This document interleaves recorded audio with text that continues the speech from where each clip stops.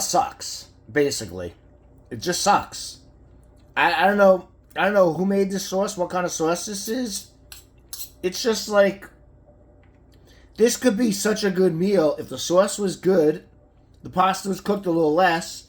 The chicken's really good. It's a good chicken parm, but I can't get past the sauce. I could buy ShopRite store sauce for like $1.50, and it would probably be better than this. I'm disappointed, guys. I gotta tell you, I've had good luck with Boston Market meals.